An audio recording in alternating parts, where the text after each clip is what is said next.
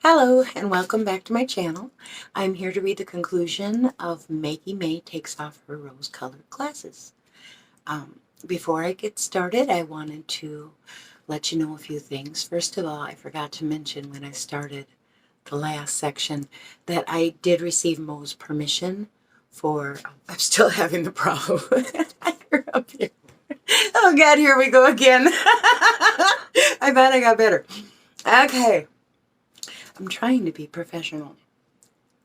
So, anywho, the last time I started telling you the Mo story, and the Mo story, I got approved by Mo. I talked to him before I wanted to publish this in any way, shape, or form. It's important to me that you know that. Also, a Cash App. I do have a Cash App. It's Empath Awakens is my cash tag. I haven't mentioned that yet either. It's posted somewhere or another, but if you have a Cash App, if you enter Empath Awakens, you can donate to my channel if you'd like. It's not required. It's appreciated. It is not required. The whole point of me doing this is to make sure that it's accessible for anyone who needs to hear this right now. Okay? Thank you so much. So, where we left off was me and Mo's tumultuous relationship, and I will just continue where I left off, and I hope you enjoy the conclusion of my book. Thank you so much for listening. Smooth sailing or something close to it. Mo would say that that's what he wanted for his life. Troubled waters were never his problem, because as soon as there was a storm, he would leave. I understood why he'd leave. But I don't think he ever realized how much he was blocking his own happiness and growth as a person by avoiding having anything hard to go through. He didn't go through anything with anyone. There was nothing to work through, so of course there couldn't be a lesson to learn from something that had never happened. Over and done. The lone wolf or tumbleweed kind of life. It seemed so sad and unfulfilling to me. My entire life was riddled with troubled waters. There was always something coming up. I feel strongly that if you have a lot of people you really care about, part of showing that caring is being there for them when they need you. Remember when I said other people's needs and struggles were more important than mine and they were always addressed first? My happiness was always tied to if others were happy too. If they were not happy too, or if they were not happy for me when I was succeeding, then I couldn't be happy either. Needing to earn love and approval from others through the effort, dedication, and loyalty that I gave, without expectation of reciprocity, only because to expect reciprocity would be to value one's own needs. I was not capable of doing that for a very long time, most of my life. Craziness. I felt drained. I also knew it pumped him up, and that was my reason to keep bringing in the sunshine for him while ignoring the storm within myself. It was emptying me to fill him. The problem was he could never fill me back up in return because we had a hole somewhere. I think the hole was that he'd never experienced soul-deep love before. Same as me. He didn't know what the fuck to do with it either. Go with what you know, right? He did not trust my happiness, kindness, honesty, or loyalty. I believe he thought I was running some kind of con the entire time we were together. That was his reality. That was what he knew. Scam artists, cheaters, backstabbers, and liars. If I had rose-colored glasses, he had gray-colored glasses. He had no idea that he was the first man to bring me out on a proper date. Not kidding. We group dated in high school, and then once I graduated, all I had were situationships. He brought me to an Italian restaurant across town. We dined in and flirted. It rained while we walked all slow and romantic in it. He brought home chocolate-covered cherries and champagne, and we just enjoyed the entire night. We just enjoyed each other. So beautiful. My first date. He saw me as an always happy, fully satisfied, well-rounded human being, because that's what I showed him. He couldn't feel my feelings. I had a hard time remembering that. Assumptions plagued us from both sides. Most of the time, he thought I was nuttier than a fruitcake. He never said so. But empath, remember? That's why he thought I was weird. I'd react to him, the real him, his actualness. He expected me to react and to act to the persona and the bullshit he wanted people to see. I didn't even realize that's what I was doing until 4 years into the relationship. Jeez, takes me a minute sometimes. But during that whole time, I was trying to understand myself, so it makes sense how I couldn't see it while it was happening. I wasn't ready to learn the lesson. See, there's reasons we keep going over and over and over and over the same thing. How we say, hey, we're I don't care what it is. If you strike out, we're going to change, and then you find before time goes by that you're right back to where you started, and you're going through it again, and we're going to change, and we go back to where it's because you haven't learned the lesson you're supposed to learn. I hadn't learned the lesson with Mo. It took me 4 years to realize even myself and how I was reacting. That wasn't it written. I just tend to blather. Sorry. I warned you though. Okay, sorry. He saw an over-emotional, quirky person that was full of life and happiness. He didn't see past it to the deep well of strength, compassion, and love inside me that shared an equally deep well of shadow and pain. He couldn't. Not he wouldn't. I was and am genuine. When I would tell him that I love him, understand him, accept him, I meant the real him. The ugliness and the sorrow, the sinner and the black hole. I saw it. I tried to understand it. I accepted it. And then I loved all of it. How could he grasp that concept, and how could I explain it? He already thought I was a little loopy. True. He did not love, accept, or see himself. He thought he did until he met me. You see, while I was going through all the changes within myself, so was he inside of himself. Don't get me wrong. By the end of and during much of the relationship, he wasn't even being very nice to me. Not at all. In fact, nobody has ever been so mean to me in my entire life. Mean, cruel, even petty, but never abuse. We were never physically abusive to each other. That was a line neither of us questioned, and we both respected. And I value that fact very much because things were ugly enough as it was. I know, I can see the eyes rolling. He was using you, lady. You're such a sucker. I get it. Yeah. I understand why it would appear that way. I've already explained my long history of experiencing the narcissist codependent dynamic, so I know everything I'm writing sounds like I was doing the same thing I'd always done, make excuses for other people's behavior. However, in this relationship, there was a difference. I made a solid effort from the very beginning to do things different with Mo. When we started seeing each other, I told him I had a history of molding myself into whatever a man needed to fit their ideal, not mine. I explained that I didn't want to make that same mistake while dating him. So mature and conscious, right? No, not really. He used that information to actively pursue getting me to mold myself into what he needed to fit his ideal. He wanted me to stay unhealed. He wanted that because he wasn't ready to heal. We brought out each other's demons, thus the need for all of the multiple breaks.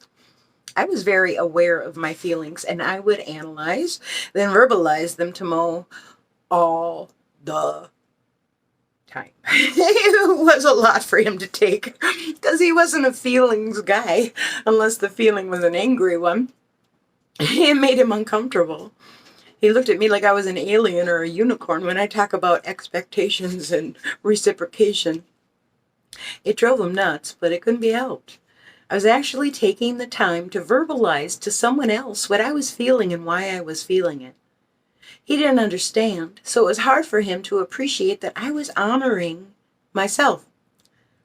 I was standing up for myself in a romantic relationship for the first time in my life. I'm an intense person. I can't help it. I'm like Bette Midler's character in the movie Beaches. I feel things deeply. I deeply feel. That intensity has been amplified these last 7 years ever since I met the new guy. During our interactions, I allowed myself the time and permission to process everything that happened as it happened. Then I gave myself time to decide what to do about it, on my own. Autonomy. I've learned not to look for any answers outside of myself about any decisions I've made about Mo. It was the healthiest romantic relationship I'd been in to date.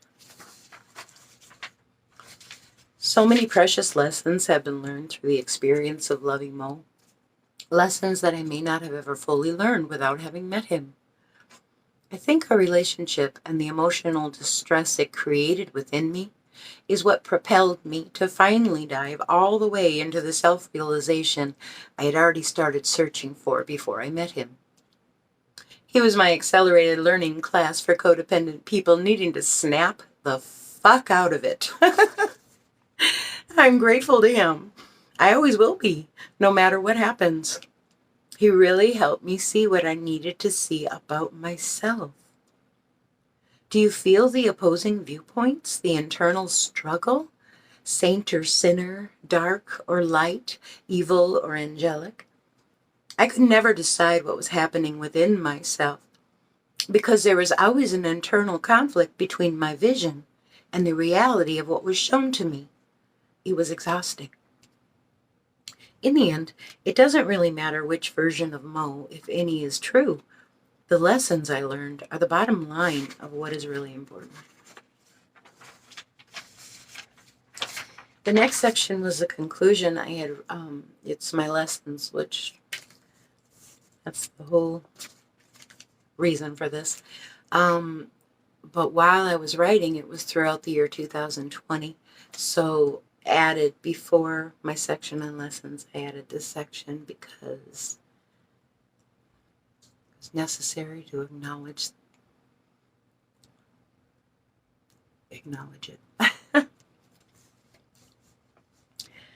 2020 was one hell of a year, both globally and personally. I wrote my way through it. I spent those months agonizing over the direction and purpose of this exercise, but I persisted. At times, the introspection seemed too painful to do because of the rough waters happening in my life that were threatening to drown me all year long.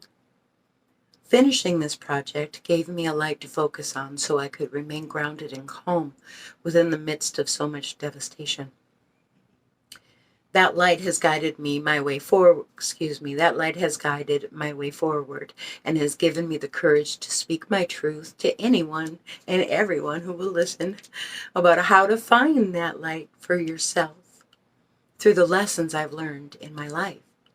I'm so grateful that I took the time over the last few years to look within in order to gift myself with clarity, the clarity I have now about my own strength and knowledge.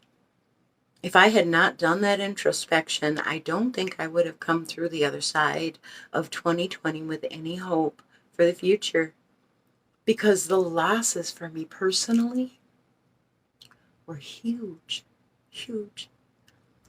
This project prepared me to be prepared for the ever-changing, ever-evolving experience of continuing to live in love and gratitude, even through the pain. 2020 brought the onslaught of a worldwide pandemic, COVID-19. January through March, I had surgery and recovery. I also turned 50. I started writing this book. April, our final breakup with Mo. May, my beautiful matchmaking friend Sunny died from the virus. Sadly, She was alone in a nursing home when she passed away because visitation was restricted due to the lockdown. I was able to say goodbye to my dear friend on the phone the day before she passed. In August, my Aunt Mildred died. She was my Grandma Maggie's sister, and she stood as grandmother for me and my siblings, despite having 19 grandchildren, 42 great-grandchildren, and 3 great-great-grandchildren of her own. Mildred had a big, beautiful heart, and losing her was very devastating. September, completely out of the blue, I had to have all of my upper teeth pulled. They started falling out of my mouth. It happened without any indication that it was going to happen.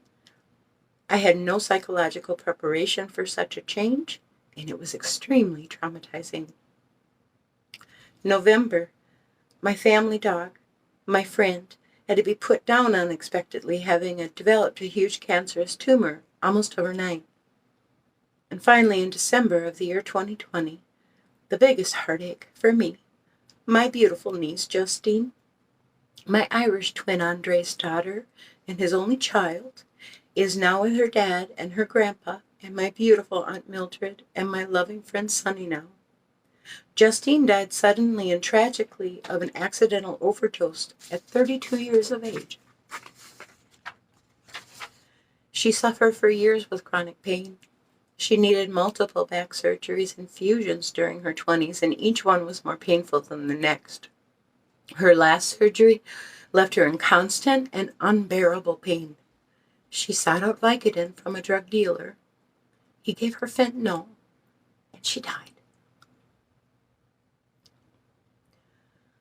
I'm sorry. I lost my... Okay. She was unaware of what she was ingesting. I loved her as if she were one of my children, and the loss is too immense and too recent to fully express. I know that I'm changed forever because she's gone. Let's just say, from my perspective, the year 2020 will go down in history for most people, myself included, as a year that was not for wimps and for the faint of heart. The storms of life keep on coming. They always will, as long as you're out there in a world living life and loving other people. The price of loving other people is that there's always a chance you might have to say goodbye. Please never let that stop you from diving in and giving it all you got by showing someone how much they mean to you. You will never regret giving or receiving genuine love because it's a gift from God. It hurts like hell when it ends. But there's little regret when you've expressed how much the person means to you while they were still here. And gratefully, I did tell Justine how precious she was to me, and I told her at every opportunity how much I loved her. My hope for 2021 is that I can use this writing to help people feel they're not alone in this world, and that everyone has the ability to look within for healing and recovery from trauma, as long as they allow themselves the time and effort to do the work, for no other reason than the love of self. So here it is, my pot of gold of self-discovery, the reason I started this entire introspection process to begin with. These are the lessons that I've learned, mostly the hard way. Gratitude. Have you ever heard the expression, it starts and ends with gratitude? It really did for me. I discovered that in order to fully understand oneself on a soul level, you have to recognize what your feelings are actually trying to tell you and what effect they're having on you. Saying you're a grateful person is one thing. Letting yourself actually feel the gratitude is another. The first thing you need to do is feel it. The way I learned to really feel the gratitude was I found somewhere I could be alone, uninterrupted and comfortable. In my case, that was the shower. I just kicked the chairs. I'm sorry if the camera moved. Once in solitude, I would close my eyes and think of something that I'm grateful for. Then I visualize that thing. For example, think of where you live. Is it safe? Do you feel like you can close your eyes at night and not worry about being harmed or abused? Are you protected? Allow yourself to feel the gratitude that you have inside for the privilege of having your own safe shelter, and give yourself a moment to feel that you're truly blessed. If that example does not apply to you, first let me say that I'm sorry, and I hope your living situation improves very soon and becomes safe. You can use whatever example that fits for you. Just find what circumstances, memories, people, animals, places in your life, the things that make you feel the feeling of gratitude. Once you're able to deeply feel the gratitude in your heart, then you have the baseline for how you feel when you're happy. It's pretty hard not to feel happiness when you're feeling grateful. Because when you're grateful, you're letting yourself focus for a moment on what's working well and what feels good in your life. Once I knew what true happiness felt like for me, I then had to identify how I felt when I was upset or bothered by something. I used the same process, but thinking of something negative instead. I then had a baseline for how I was feeling when I was upset. Once you're equipped with that knowledge, you can start to ask yourself the harder questions like, why am I happy right now? Why am I mad right now? Or what about this person, place, or situation is causing this reaction in me? Through dissecting my emotional responses more closely, I began to realize that the stronger feelings or reactions that I'd have to conversations or situations were often an automatic response in me that was being triggered. I began to realize that I was usually reacting more about past similar circumstance or past similar experience, and not actually because of whatever was happening right then and there. Introspection can be a long and exhausting process at times. It also feels selfish because it is a very selfish process. It's all about you. If you allow yourself the indulgence, I think you'll find a lot of value in the exercise. Just the practice of identifying what you're grateful for helps to raise your feelings of happiness. It's an instant attitude adjustment. Self-esteem. I've been told by others throughout my life that I have low self-esteem because of my actions or non-action. It's obscene how many times I've been called a doormat. However, I also believe that to be true about myself for the same reasons. I've learned that I do not have low self-esteem in all areas of my life. I've had low confidence and a lack of understanding about how to improve it. And I was, for the majority of my life, unable to look within for guidance because I was overwhelmed with the other responsibilities I had. The lack of confidence and the lack of self-reflection are what resulted in me feeling like I lack something, or that I've missed something, or that I'm just not quite up to par. If I were a person with no self-esteem, with no esteem for self, I could not feel confident and happy in my role as a mother, daughter, sister, or an employee. I've been able to grow, change, fail, recover, learn, and prosper in all of those areas of my life. I have historically had low self-esteem for self, surrounding the area of romance and friendship. Whenever I would try to connect with a man romantically or with a friend platonically, I would have the expectation that the other person would understand where I was coming from. Everything is about emotions for me, how it sits with me on the inside. Inner guidance, spiritual connection, loyalty. When I said I cared, I did. I expected other people to be the same and have the same values and coping mechanisms. However, they are not the same as me. No one is the same as anyone. Every single person has their own unique way of protecting themselves because every single person has had painful things in their lives and they've all found different ways to cope. Avoidance, acceptance, stuffing feelings really deep down so you don't have to feel it all. Feeling everything from everyone else so you don't have to feel your own stuff. Crying, yelling, drugs, liquor, gambling, sex, food, exercise, overstructuring, understructuring, Whatever your personal thing is that helps you relieve your pain and your stress is what becomes a coping mechanism. Also, if the coping mechanism is used for long enough, eventually it becomes part of your personality and it taints how you see the world. This explains why I've always wore rose-colored glasses. I can honestly say I no longer have low self-esteem in the area of romantic love or friendship. Hallelujah. I've come to see my own value and appreciate that, although imperfect, I can shine with pride of self because I know I did everything that I could to be loved and love Mo. Could love and be loved by Mo. I gave it all I had, and I'm so proud of myself for that.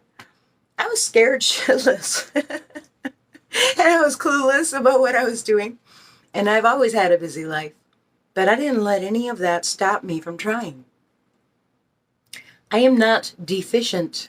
I am not better off without a man in my life.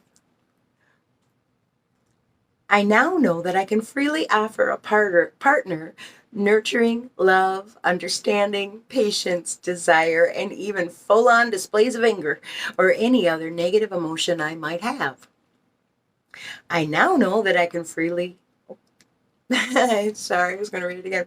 I can offer all of me, and I'm certain that offering would add value to their life. And I now know I won't lose my own value through the offering of myself. I will stay grounded because from now on, I will have an expectation of reciprocation. From the beginning of any relationship, romantic or platonic, this is an expectation that I will not waver from. I have nothing to be ashamed of. I can love. And now I will let myself receive love. That makes me realize that I can change, grow, fail, and prosper in love as well. Now, in looking forward, I will trust myself. I'm proud of myself because I'm okay. And even though my heart was broken, I know that I can heal myself through loving and forgiving both myself and Mo. And through doing that, along with time, I'll be able to move on. I'll hold on to the love I felt, and I'll cherish that opportunity that I had to feel that feeling. I'm forgiving myself for any bad decisions I've made, and I'm letting go of the fact that I did not trust myself to ask for what I needed. I did not trust my own value enough to expect reciprocation. I know that I do trust myself now. When I was a freshman in high school, it was the fall after the summer I was raped.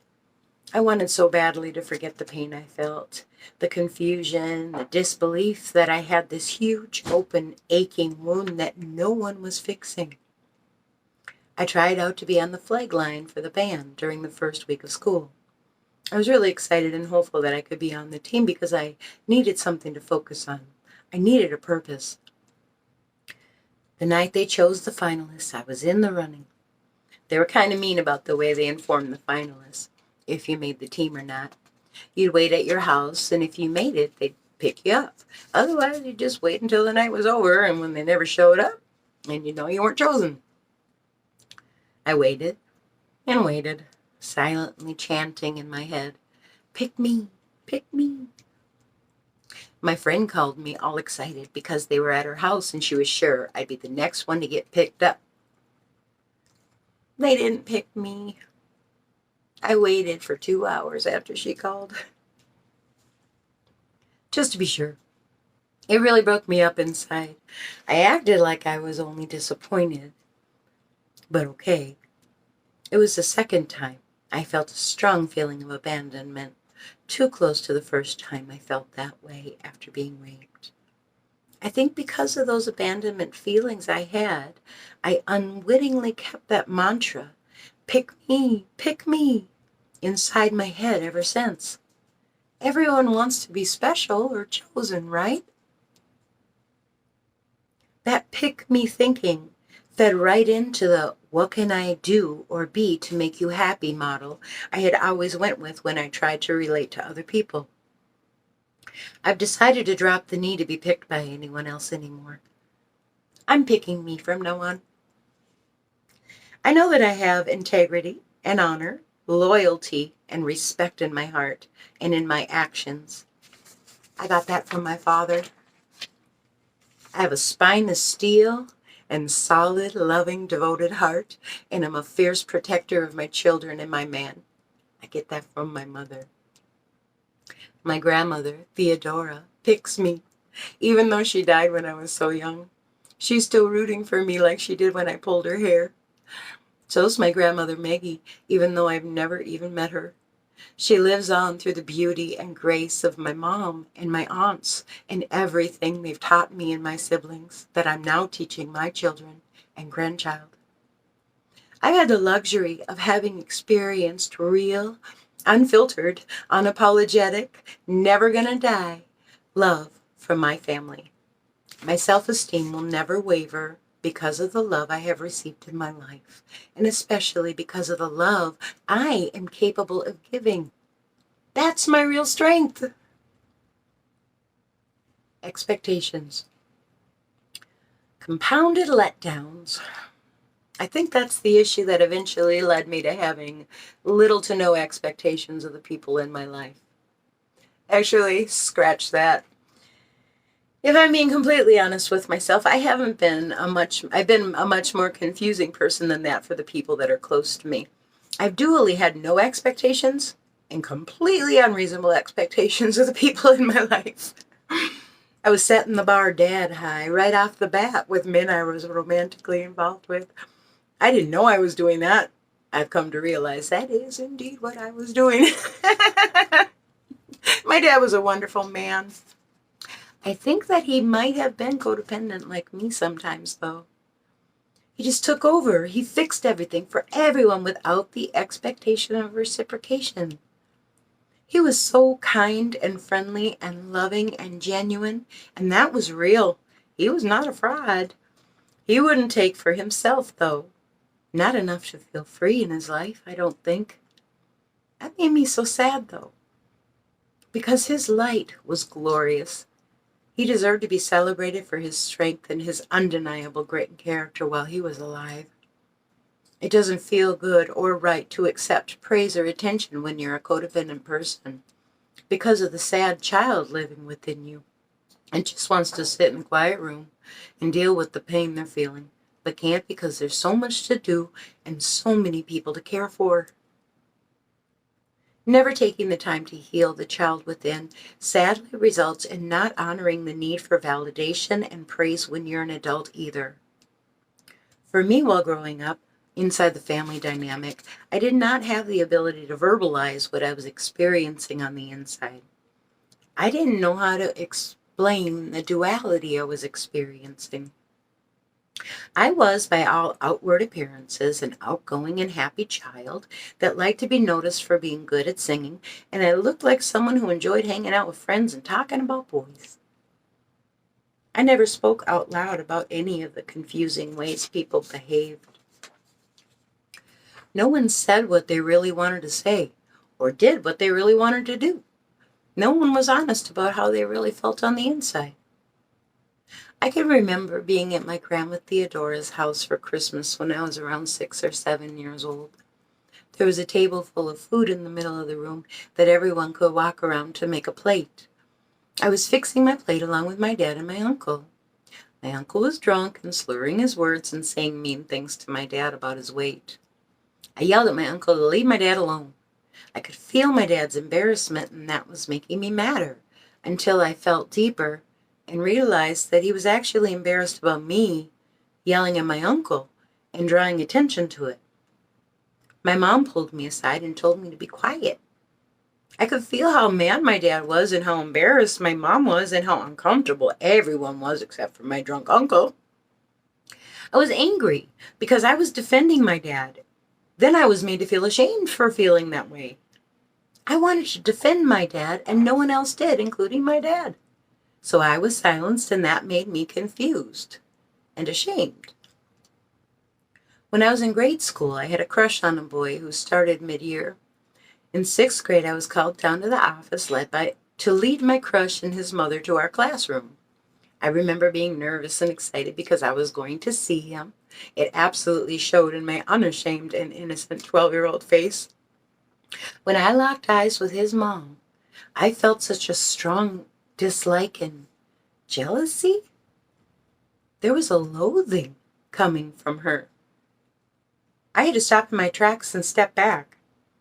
She quieted all of my joy with one look, and I felt ashamed.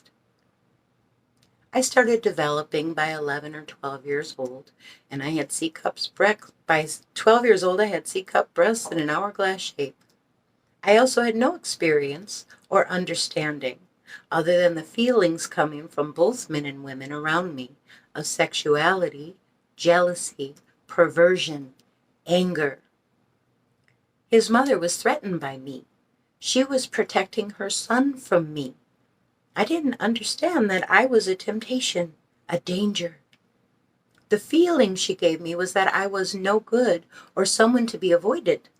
It made me feel ashamed of and confused by my happy and innocent feelings and my maturing body. I had been physically violated by 3 different men by the time I was 14 years old.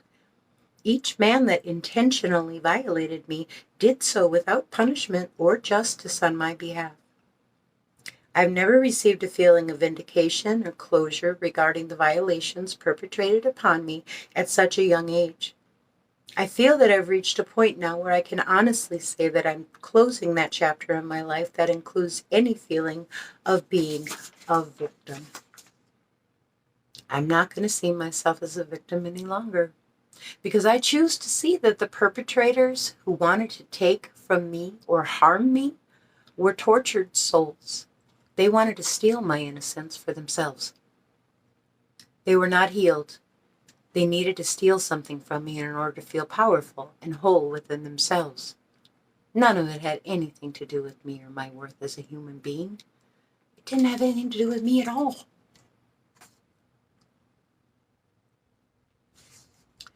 Craziness. They were sick. I was violated because of that. So I have nothing to feel ashamed about.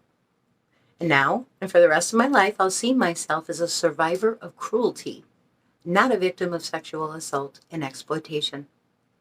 I'm comforted by the inner knowing I have found, comforted because I took the time. I gave myself the chance to understand the real me. The pain I've gone through in my life has ultimately given me the inner knowing that I can ground myself in, that I find solace in. I can overcome the hurt and the harm, that others would inflict upon me, because I'm beyond the anger, resentment, sadness, and darkness that they chose to hold within them. From now on, I'll choose to live in the light where there is love, forgiveness, and beauty. I live in the light because that's where I want to be in my soul, and that's where I feel I belong. Moving forward, I know that my old expectations, or lack of expectations, of people no longer apply to me. New relationships now start with the expectation that I will be shown respect and told the truth. If these 2 expectations are unable to be met by whomever I am trying to involve in my life, then I know that I can show them respect and kindness, and I can even show love towards that person, but I cannot go into a deeper relationship with them where I can freely share myself fully, because the cost to myself would be too high. I have to love me from now on, and through that self-love, I believe I do get vindication and justice for any violations against me. See? Being a sensitive person.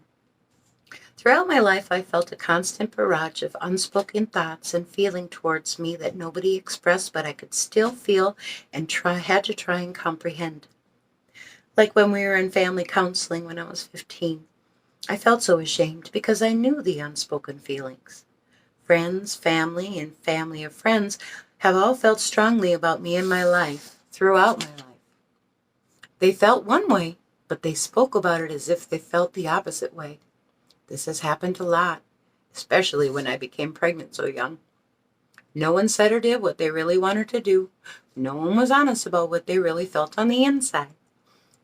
There was no one for me to talk to about all the confusion going on in my mind and heart. I heard the word empath for the first time on a TV show called Star Trek: The Next Generation. On that show, there's a character named Deanna Troy. She was an alien empath. Her character had to deal with my kind of issues on a planetary scale. She could feel and experience the emotions of the inhabitants of an entire planet all at once. So she had it way worse than me. I love that show because it helped me understand myself a little better through the telling of Deanna Troy's story. It took me a long time to accept myself and embrace my own way of being. I cannot express how confusing and frustrating it can be to feel everything from everyone uncontrolled and without any guidance. It turns out that all I had to do to help myself was to try to understand myself and be nice to me. That's it. That's it. One of the most unexpected and beautiful, life-giving lessons I have learned is that I am okay just being my authentic self. I'm not only okay, I'm the best I've ever been in my life. Through this one lesson, I've learned to fall in love with me. I've learned to be kind to myself instead of harsh and unforgiving. I learned that even though I know a lot, I don't know everything. And the things I don't know yet are what keep me interested and excited about living life. I've always felt that I was a weirdo because I was different. I've always tried to hide it, ignore it, betray it, cast it out of me. But it's me. So I have to carry it as a burden, and I felt ashamed about it, like it was a weakness, not a strength. Imagine my surprise when I discovered the absolute truth, within my soul truth, that it's the best thing about me. It gives the most to the people I love. It shines through in the form of me wanting to be forgiving and honest and loyal and hardworking and dedicated. All the things I love about myself. They're all about my sensitivity. You're a doormat. Too hypersensitive. Stop being so touchy. Lighten up. Pull the stick out. Uptight. Always so serious. You're so fucking intense. Are you psychic? You are the oracle. Can you read my mind? How did you know that? Who have you been talking to? You're hiding something. Are you a witch? Those are all phrases and questions I've been asked countless times in my life by strangers, family members, boyfriends, co-workers, and friends. My answers are usually something like, I just really care about people. You can't discard someone like garbage because it's hard. I don't abandon the people I care about. You just don't see yourself the way I do. I can feel the frustration, so talk about it. Please be careful around that person, okay? I just need time to shut off my brain. I'm sorry. I know I'm kind of flighty. Sometimes I just know even though I don't know. Sometimes I don't want to ask a question because I'm afraid of the answer. I think it's because I spent so much time over the last 7 years working to tune out the daily stressors and distractions long enough to think clearly about my inner workings. I'd ask myself questions like, how do I talk to myself? I discovered I was an overly critical, cut her no slack mean girl with no love or compassion or understanding. I was the complete opposite of how I treated everyone else in my life. To myself. Jeez. Once I came to that realization, believe it or not, it's been extremely hard to change. In fact, I still do it. I just catch myself a lot faster now and ease that stressful feeling with kindness towards myself. Instead of calling myself an idiot if I do something wrong, I'll try to talk to myself in a way as if I was talking to someone else. It's okay, Maggie. Maybe take a breath. You'll figure it out, silly. Much better, right? I think so too. I found that through the simple act of being nice to myself and more patient, I have learned to value myself more and cut myself some slack. It definitely makes for a happier existence. Another shocking revelation was that being nice to myself also results in other people being nicer to me. Want to know why? Because they can see that I value myself, so they know without knowing that I will expect them to value me too. So they try harder, only because they saw me respect myself. Crazy, isn't it? I've seen these kind of dynamic play out a lot of times in my life before, but in different ways. Like people value their appearance and physical looks so highly, and the clothing they wear projects to other people that money was spent, which equates to someone spending money on their appearance in order to earn admiration and respect from people. And it works for some reason, probably because of commercials and TV shows. I was never very interested and probably couldn't afford any of that kind of stuff, so I just figured I'd never be a who's that girl kind of woman. Once I learned to be more understanding of my feelings and needs, people started to notice me more. It was almost as if no one could see me until I could see myself. But I'm a good girl. I coped with being raped by turning myself into someone who entices the opposite sex, only to let myself be used. Then I'd punish myself terribly for letting people use me by calling myself dirty or unworthy or shameful. I did that because that's how I felt. I couldn't wash the trauma off me. He used me like he had a right to, like it was acceptable. Then my family unwittingly reinforced the idea through their inaction. I embodied shame, even though I was, in actuality, the embodiment of a person trying to cope with cruelty. I was learning how to be a survivor of cruelty. I am a good person. I always have been. I threw dirt on myself through my own actions, almost like a punishment. What I actually needed from myself in order to heal was the opposite of punishing. I needed to be compassionate, honest, forthright, and forgiving of myself. I know it sounds simple, but it was not an easy endeavor for me. I've been the classic throw myself under the bus person on purpose for most of my life. In a big way, I threw myself under the bus was that I did not honor my body as I felt I should from deep within me. I have not honored myself by laying with a man who I knew was pure of heart and had good intentions towards me before we were intimate. This is just an example of my values, and I'm not casting judgment on anyone else. I learned that it is a value that I've always had, but I have not honored. I will never do that to myself again, because the divine has always been inside of me. The divine is the part of me that knows what's right for me. It's individual. It's deeply personal, but very important to identify within yourself, for yourself, the answer to the question, what's right for me? Pure happiness from within and inner comfort you can give yourself. The divine within is that feeling of being grounded from the inside, fully feeling authentic and balanced. It's so beautiful. Everyone needs to see it. It's right there within you. You just have to look. Honoring the lessons. Through having to continuously explain my needs and not getting the results I want over and over and over again, I've learned that other people are not responsible for filling my needs or meeting my expectations. I am. If I feel unsatisfied about a situation or a relationship, then it's my responsibility to fix what I can fix, then leave the rest. I have to assess if we can both be flexible enough to meet each other halfway, or I need to leave that person or situation and learn what lessons I can about myself in the process of leaving. I need to do this from now on, so I'm meeting my own needs and giving myself respect. I am 50% of any relationship I'm in, and that's the percentage of responsibility I will bear in any relationship from now on. It's my biggest and most valuable player of lessons that I've learned.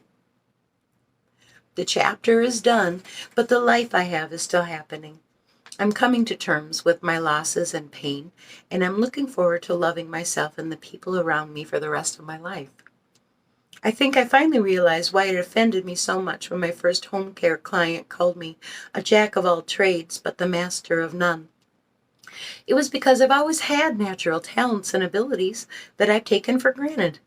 I wasn't using those talents and abilities for their maximum capacity of usefulness in helping other people. I've been a slacker. I can no longer try to be someone I'm not, because it only stunts my growth and it hurts me when I try to do that. It seems so silly to have an entire section devoted to being myself. I mean, how can a person be anyone other than themselves, right? I never fully understood why I never really felt totally content, even when I should be. The bills are paid, the food's in the fridge, my kids are happy and healthy.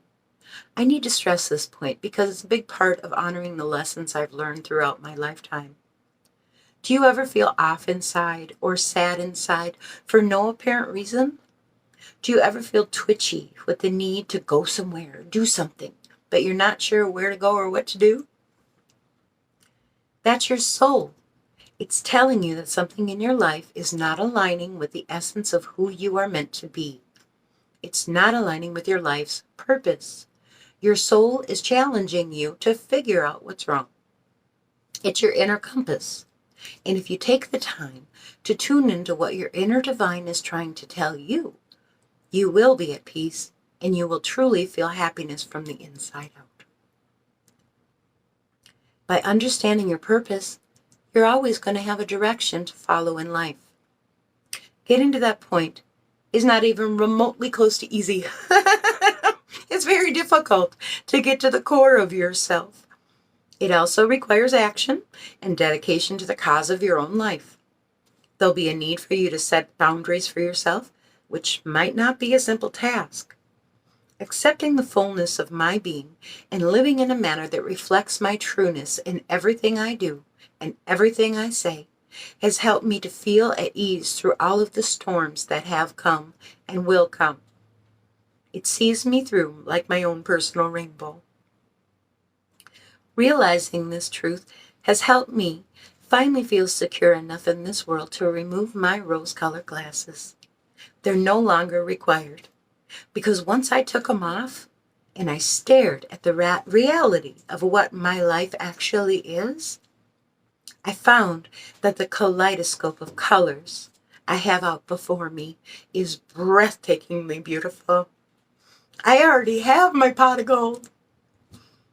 Life is not supposed to be just one color like rose or gray. It's supposed to be a rainbow. And there you have it. That's my book. I hope you enjoyed it. Thank you so much for taking the time to listen.